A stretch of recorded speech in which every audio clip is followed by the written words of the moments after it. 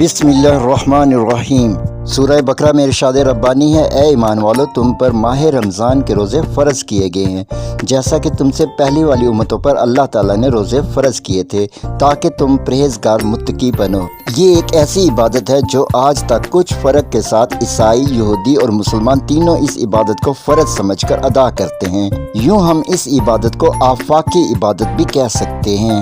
हुज़ूर नबी करीम अलैहिस्सलातु वस्सलाम ने इरशाद फरमाया कि अल्लाह रब्बुल इज़्ज़त ने हदीस कुदसी में इरशाद फरमाया कि रोज़ा मेरे लिए है और इसकी जज़ा मैं खुद हूँ, या फिर इसकी जज़ा मैं खुद बन जाता हूँ। इस हदीस कुदसी के आखिरी अल्फाज कुछ यूँ हैं, अना अज्ज़ी बिही, रोज़े की जज़ा मैं खुद बन जाता हूँ। इसका मतलब ये हुआ कि रोज़ा दीन इस्लाम की वो ज़बरदस्त इबादत है कि जिसके नतीजे में अल्लाह रब्बुल इज़्ज़त की मार्फत और ज़ाते हक़ के अनवारत जलियात इंसान को हासिल होने के इस इबादत में बहुत ज़्यादा इम्कानात हैं।